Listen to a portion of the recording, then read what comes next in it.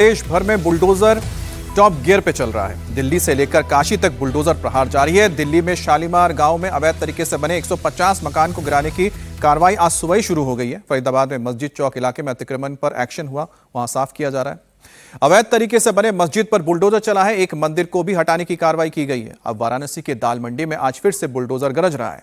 कल मुनादी के बाद आज कार्रवाई के लिए फोर्स तैनात कर दिया गया है और ऐसे में दिल्ली से काशी तक बुलडोजर प्रहार ताबड़तोड़ देखने को मिला है। राजधानी दिल्ली में आज सबसे बड़ी डेमोलिशन ड्राइव की कार्रवाई शुरू हो चुकी है। नॉर्थ वेस्ट दिल्ली के शालीमार गांव इलाके में बुलडोजर चल रहा है। करीब 150 घरों को गिराने की निर्देश आए हैं। सरकारी जमीन पर कब्जा करके बनाए गए कई सालों से ये मकान अब हटाए जाएंगे। 4 से 5 मंजिला पक्की बिल्डिंग बना ली गई थी, लेकिन अब लोगों का ये सालों पुराना घर जमींदोज हो रहा है। कई परिवार सदमे में हैं। अपना आशियाना टूटते देखकर लोग रो भी रहे हैं। दिल्ली में इस वक्त सबसे बड़ी बुलडोजर कार्रवाई टॉप गियर पे चल रही है। सुबह 4 बजे से फोर्स और दूसरे दस्तों के साथ इस इलाके में अधिकारी पहुंचे थे। 6 बजे तक पूरे इलाके को सील कर किया और बुलडोजर एक्शन इसके बाद शुरू हुआ। करीब 30 मीटर चौड़ी सड़क करने के टारगेट से ये कार्रवाई हो रही है। पैरामिलिट्री फोर्सेज और दिल्ली पुलिस के जवान इलाके में तैनात हैं। सड़क चौड़ीकरण के लिए ये ड्राइव चलाया जा रहा है। काफी पुराने और बहुमंजिला मकान भी यहां पर बने हुए थे। ये सड़क आउटर रिंग रोड से आजादपुर मंडी की तरफ जाती है। सड़क को संजय गांधी ट्रांसपोर्ट नगर से आजादपुर मंडी को डायरेक्ट कनेक्ट किया जा रहा है। 30 मई तक इन मकानों को खाली करने की डेडलाइन थी और कुछ लोगों ने पहले ही अपने घरों को खाली कर लिया था और सामान भी निकाल लिया था, लेकिन अभी भी कई घरों में लोग अपने सामान को छोड़कर गए हैं, जिन्हें हटाने का काम किया जा रहा है। दिल्ली के शालीमार बाग इलाके में आज दिल्ली सरकार का बुलडोजर चल रहा है। ये बुलडोजर की कार्रवाई लगभग 150 से ज़्यादा मकानों पर की जा रही है। बताया जा रहा है कि सड़क का चौड़ीकरण होना है, जिसको लेकर ये बुलडोजर की कार्रवाई आज सुबह से शुरू की गई है। तस्वीरों में आप देख सकते हैं कि एक साथ कई बुलडोजर लगाए गए हैं और लगातार जो अवैध निर्माण किए गए थे उन सभी मकानों को ध्वस्त किया जा रहा है। सरकार की तरफ से ये बताया जा रहा है कि ये जो जिस जमीन पे अवैध कब्जा किया गया है, ये जमीन 1980 में सरकार के द्वारा एक्वायर की गई थी और एक्वायर के दौरान जो जमीन के असली मालिक थे उन सभी लोगों को मुआवजा भी दिया गया था। उस समय के तय मुआवजा लोगों के खाते में ट्रांसफर किए गए थे, लेकिन कुछ लोगों ने उस समय भी मुआवजा नहीं लिया था। उनकी राशि आज भी सरकार के खाते में जमा बताई जा रही है। लेकिन जब ये नोटिफिकेशन की कार्रवाई शुरू की गई सरकार के द्वारा, तो लोग यहाँ जो लोग निवास कर रहे हैं, जिन लोगों ने अपना घर बनाया हुआ है, सभी लोग ने कोर्ट का भी दरवाजा खटखटाया था, जहां से इनकी याचिका खारिज कर दी गई थी। उसके बाद प्रशासन के पास भी लोग अपनी अर्जी लेकर पहुंचे थे, जिसमें से 176 लोगों ने अपनी शिकायतें दर्ज कराई थी। उन शिकायतों का निस्तारण करते हुए प्रशासन की तरफ से यह दावा किया गया कि ये जो जमीन है वो सरकार की जमीन है, जिस पे लोगों ने अपना कब्जा जमाया हुआ है।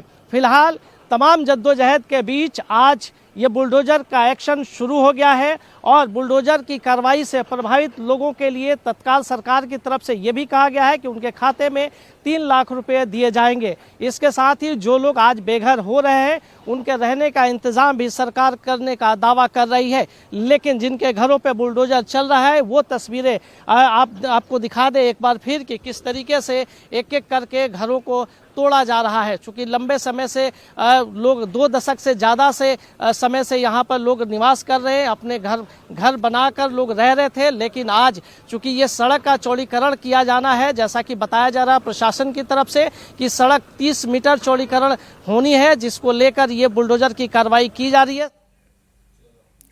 अब देखिए, बुलडोजर की कार्रवाई तो शुरू हो चुकी, लेकिन इससे पहले जो यहां लोग रह रहे थे उन्होंने कोशिश की थी कोर्ट जाकर कि किसी तरह से इस पर रोक लगा दे, लेकिन ऐसा हुआ नहीं।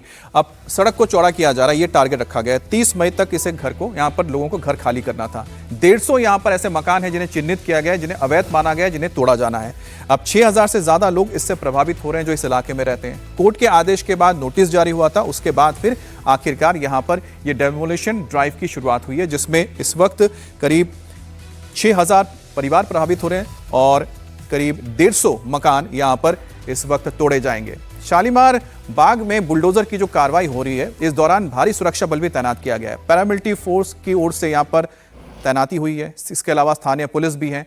कैट्स एम्बुलेंस की तैनाती कर दी गई है और कई मशीनें, यहाँ पर आप देख सकते हैं कुछ अर्थ मूवर है, कुछ यहाँ पर एक्सकेवेटर्स हैं, कुछ यहाँ पर जेसीबी मशीनें हैं जो अलग अलग तरीके से इन इमारतों को यहाँ पर नीचे गिराती हुई नजर आ रही हैं। इलाके को छावनी में इसलिए तब्दील किया गया कि अगर कोई उपद्रव करने के लिए आए तो ऐसा ना कर सके। शालीमार बाग में सुरक्षा बलों की तैनाती इसी वजह से की गई है। प्रभावित परिवार पिछले कई दिनों से अपना सामान हटाते हुए, घर को खाली करते हुए भी नजर आए हैं। कल खुद ही लोग हथौड़ा लेकर कुछ अपने जो उनके एक्सटेंशंस हैं जो टूट सकते हैं उसको तोड़ना शुरू कर दिया था। तो जिस इलाके में बुलडोजर चल रहा है वहां सीएम रेखा गुप्ता का इलाका माना जाता है। लोगों में नाराजगी है और बड़े पैमाने पर बुलडोजर कार्रवाई से लोग नाराज हैं। 6 महीने पहले ये पूरा मामला शुरू हुआ। पिछले 2 महीने में स्थानीय लोगों ने कानूनी लड़ाई भी लड़ी, लेकिन कोर्ट से कोई राहत नहीं मिली। ऐसे में अब लोग निराश हैं, रो रहे हैं, अपनी आंखों के सामने अपना घर टूटते हुए देख रहे हैं। शालीमार बाग इलाके में जिन लोगों के घरों पे बुलडोजर चल रहा है वो सभी लोग इस वक्त बेबस है, लाचार है और अपनी बात भी किसी से नहीं कह पा रहे हैं। इन सभी लोगों का ये कहना है कि हमने सभी लड़ाइयाँ लड़ी और अपनी गाढ़ी कमाई से मकान बनाया, लेकिन आज उस पर बुलडोजर चल रहा है। मैडम, आपका यही मकान था? हाँ जी, हमारा यही था। कब से आप लोग यहाँ रह रहे हैं? जी, दादा परदादा के ज़माने से ही रह रहे हैं। और क्या बोलूँ, यही है, उन्होंने ही लिया था, उन्होंने ही बनाया मकान। अब हमने जैसी रोड बना तो 2 साल पहले हमने उसको बनवाया 5 मंजिला। अब सारा ही टूट रहा है। अब कहाँ जाएंगे, अब समझ नहीं आ रहा कहाँ जाएंगे। अभी तो रोड पे ही बैठे। चलिए, आंसू तो ये बताते हैं कि किस तरह से लोगों ने अपने आशियाने को अपने सामने टूटते हुए देखा है। और सीधा चलते हमारे संवाददाता संजय शाह के पास जो इस वक्त मौजूद है, उनसे हम जानेंगे कि फिलहाल किस तरह से कार्रवाई आगे बढ़ी है। संजय, अगर आप हमें दिखा पाए कि कितने ऐसे मकान हैं जिन्हें तोड़ लिया गया और कितने मकान बचे हैं, क्योंकि जो आंकड़ा है वो 150 का है।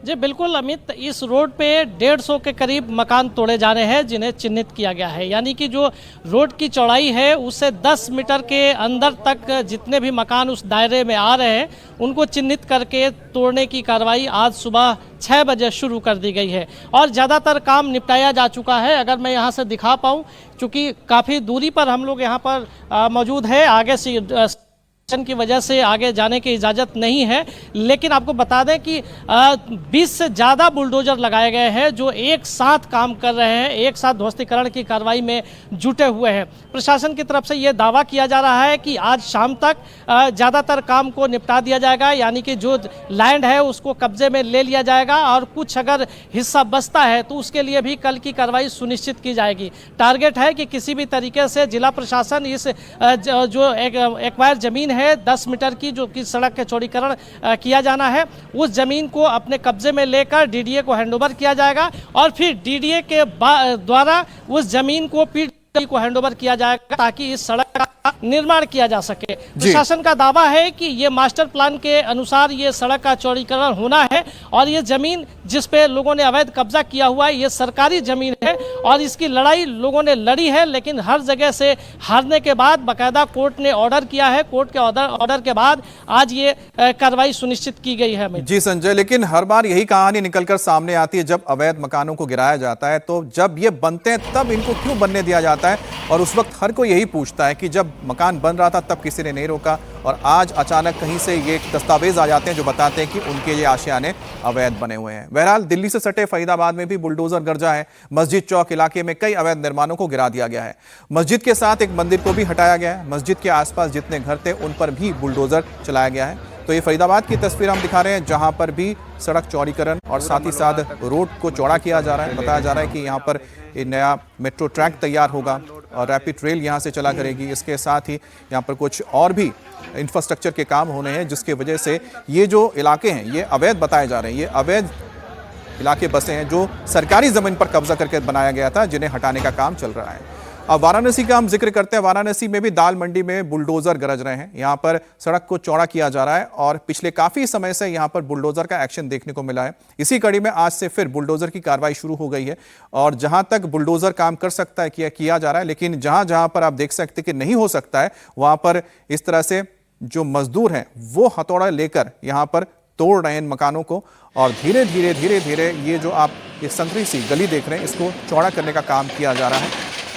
सुबह से ही भारी तादाद में फोर्स यहाँ पर डिप्लॉय किया गया है क्योंकि काफ़ी विरोध भी हुआ था, लेकिन धीरे धीरे ही सही, लेकिन ये काम आगे बढ़ता हुआ नजर आ रहा है। और अब इस इलाके में आप देख सकते हैं कि कई सारे ऐसे मकान यहाँ पर चिन्हित किए गए हैं जिन्हें तोड़ा जाना है, और ये उस रोड के साथ बने हुए हैं जिसका इस वक्त चौड़ीकरण का काम शुरू होगा ताकि यहाँ से ट्रैफिक की आवाजाही सुचारू रूप से हो सके। और साथ ही साथ आप देख सकते हैं कि कुछ हिस्से जो मकान के जो पूरी तरह से नहीं गिराए जाने हैं, तो वहाँ पर मशीन नहीं लगाए गए हैं, वहाँ पर मजदूर यहाँ पर लगाए गए जो हथौड़े के जरिए उन कह सकते उस हिस्से को मकान के तोड़ रहे हैं जो सड़क के साथ आ रहे हैं।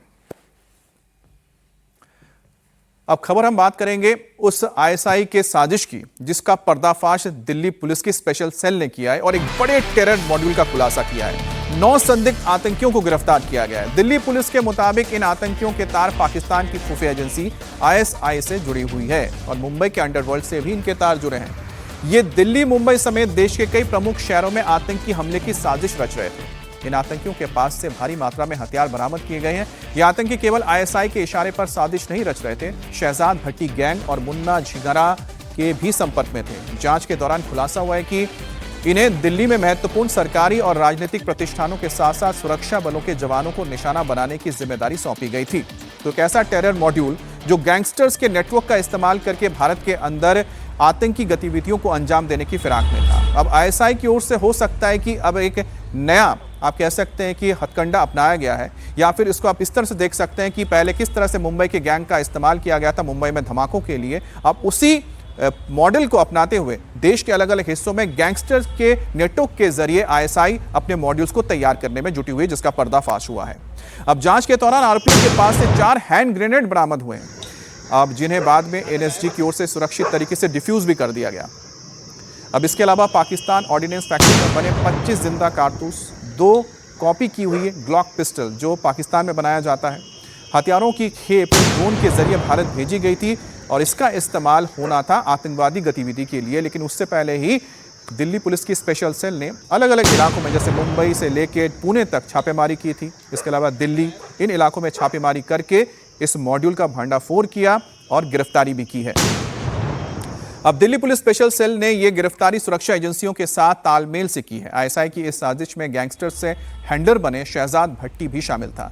इन आतंकियों के निशाने पर दिल्ली के अलावा मुंबई, पंजाब और चंडीगढ़ जैसे जगह थी। मुंबई में इनका टारगेट रेलवे स्टेशन, पार्क और पुल थे। शुरुआती जांच में सामने आया कि इन सभी की भूमिका अलग अलग थी। कोई भर्ती का काम कर रहा था, कोई हमले की तैयारी में जुटा हुआ था, कोई हथियार लेकर दिल्ली पहुंच रहा था, तो कोई फंडिंग और ठिकाने का इंतजाम कर रहा था। जांच में सामने आया है कि सभी आरोपी पाकिस्तान में बैठे हैंडलर्स के संपर्क में थे और इन्हें अलग अलग जिम्मेदारियां दी गई थीं। अब गिरफ्तार किए गए संदिग्ध आतंकियों में विजय उर्फ शूट यूपी का है, जबकि नीतीश पासवान झारखंड का है। तौकीर रिजवान अहमद शेख और साजिद महबूब शेख महाराष्ट्र के रहने वाले हैं। हरविंदर सिंह, गगनदीप सिंह और मंजीत सिंह पंजाब के निवासी हैं, जबकि नेपाल का एक नागरिक आंग कामी लामा भी इस साजिश में शामिल था। तो पूरे नेटवर्क की जांच की शुरुआत मिर्जापुर निवासी विजय उर्फ शूटर से हुई थी। स्पेशल सेल को जानकारी मिली थी कि विजय लगातार पाकिस्तान और दुबई में बैठे शहजाद भट्टी नेटवर्क के संपर्क में है। फिर उसने पुणे से 14 मई को गिरफ्तार किया गया। उसके बाद झारखंड के साहिबगंज से 17 मई को नीतीश पासवान को पकड़ा गया। पता चला कि शहजाद भट्टी से जुड़े जो दिल्ली समेत कई शहरों में साजिश को अंजाम देने की फिराक में लगे थे। अब इसके बाद महाराष्ट्र में 2 आतंकियों को पकड़ा गया। फिर पंजाब के 3 आरोपियों को दिल्ली में छतरपुर के पास पुलिस ने दबोचा। उनके पास से ही ये हथियार, ग्रेनेड बरामद हुए हैं जो पाकिस्तानी हैं। इनके पूछताछ के बाद मुन्ना झिंगरा के बारे में पता चला कि जिसने पहले छोटा राजन पर हमला किया था। फिर जांच एजेंसियां नेपाली नागरिक तक पहुंची जो मुन्ना झिंगरा के कहने पर ही इन्हें आर्थिक रूप से मदद कर रहा था। एक Pak ISI backed gangster led module था, जिसमें पहले हमने 2 व्यक्तियों को गिरफ्तार किया, एक को पुणे से, एक को झारखंड से। उनकी पूछताछ से पता चला कि मुंबई में और दिल्ली में कुछ अटैक्स के लिए टीम्स बन रही हैं, जिसके लिए कुछ हैंडलर्स हैं। तो मुंबई के कुछ 2 लड़कों को गिरफ्तार किया गया। इन्होंने ये बताया कि मुंबई और दिल्ली में कुछ लड़कों को इकट्ठा करके दिल्ली और मुंबई के कुछ इलाकों की जो रेकी की गई थी, जिसमें रेलवे स्टेशन, मुंबई के कुछ पार्क्स, उसके अलावा कुछ ब्रिजेस की वीडियो लिए गए थे। तो उन 2 लड़कों को गिरफ्तार किया गया मुंबई से। वहां से ये पता चला कि दिल्ली में एक पंजाब बेस्ड टीम पहुंच चुकी है। तो उस टीम को कल इंटरसेप्ट किया गया। उनसे 4 हैंड ग्रेनेड रात को करीब 1:30-2 बजे हमने बरामद किए 2 वेपन्स और 25 कार्ट्रिजेस। ये सारे पाक बेस्ड थे और इनकी पूछताछ से ये समझ में आया कि पाकिस्तान बेस्ड कुछ हैंडलर्स हैं जो कि इनसे डायरेक्ट कांटेक्ट में थे। दिल्ली में जहां एक तरफ क्राइम कंट्रोल के लिए सख्त कार्रवाई की जा रही है तो दूसरी तरफ मौसम भी बड़ी चुनौती बना हुआ है। यूपी के 56 जिलों के लिए मौसम विभाग ने आकाशीय बिजली गिरने का अलर्ट जारी किया है। कई जिलों में गरज चमक के साथ बिजली गिर सकती है। यूपी में नौतपा के बीच पिछले 2 दिनों से आंधी तूफान और बारिश से मौसम बदल गया है। आंधी तूफान और बिजली गिरने से प्रदेश में 31 लोगों की जान भी गई है। इनमें सबसे ज्यादा 15 मौतें बुंदेलखंड में हुई है और आज भी वहां कई जिलों में बारिश का अलर्ट और आंधी तूफान का अलर्ट जारी किया गया है। राजस्थान और बिहार में आंधी तूफान का तांडव दिखाई दिया है। राजस्थान में बीकानेर, जयपुर समेत कई जिलों में बवंडर आया। बिहार में प्राकृतिक आपदा से 7 लोगों की मौत की पुष्टि हो चुकी है। मौसम विभाग ने आज के लिए 10 राज्यों में आंधी और बारिश को लेकर अलर्ट जारी कर दिया है। उत्तर प्रदेश, बिहार, दिल्ली एनसीआर, पश्चिम बंगाल, राजस्थान, हिमाचल प्रदेश, उत्तराखंड, तमिलनाडु, ओडिशा और पंजाब में आज आंधी और बारिश का अलर्ट है।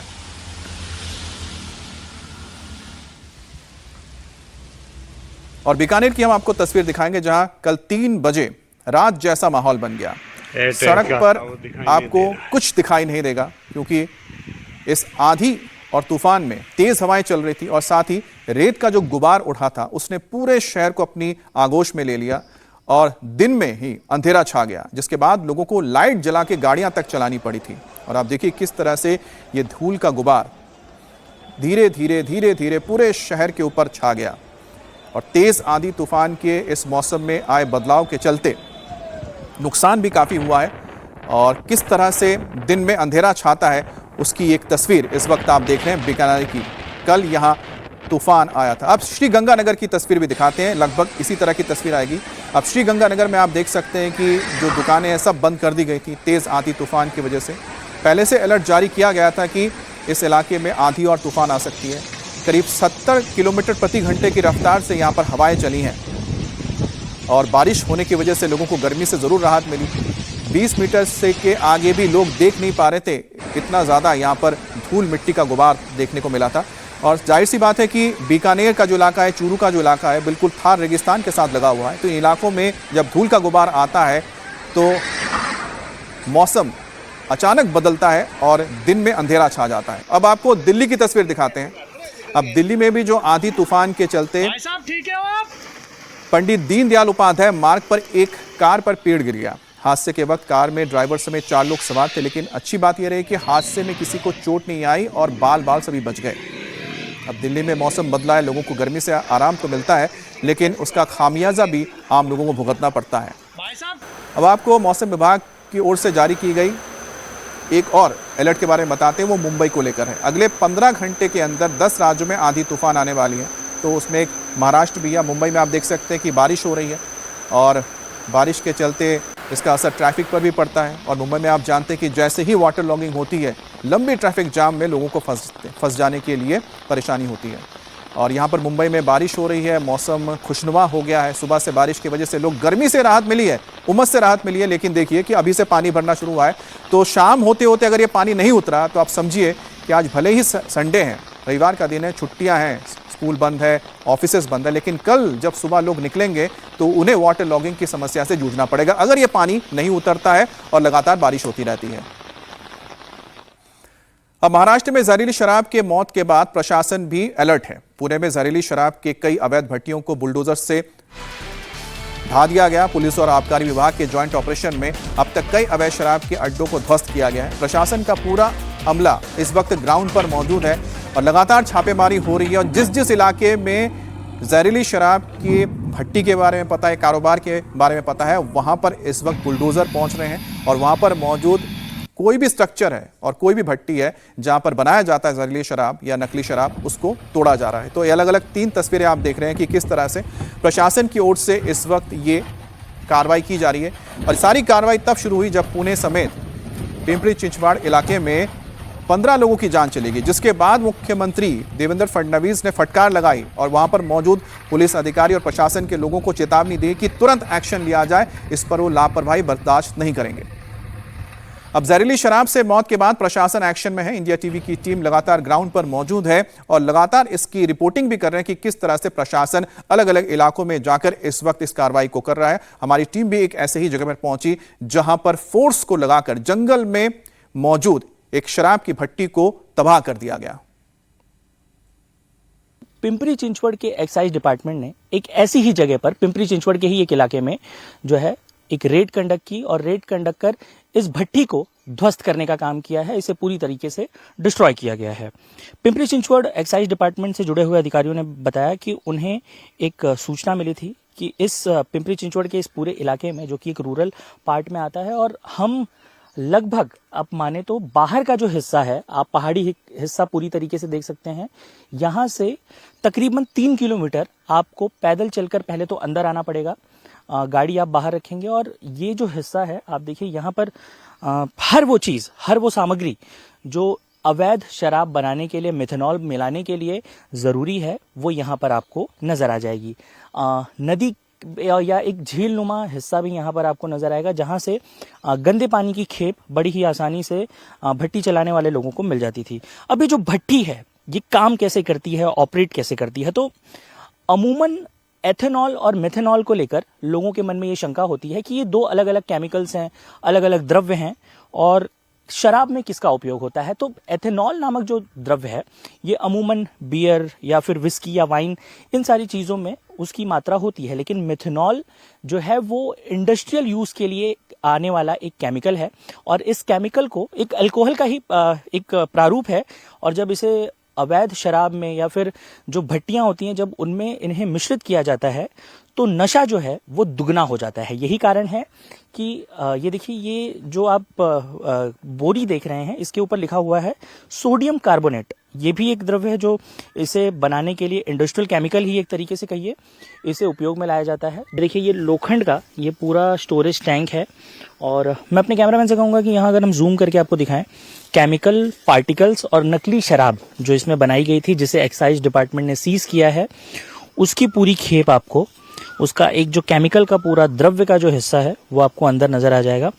जब कोई भी शख्स इस तरह की शराब को कंज्यूम करेगा तो उसकी क्या हालत होगी, उसके बॉडी पे क्या इम्पैक्ट पड़ेगा, ये आप इन विजुअल्स को देखकर समझ सकते हैं।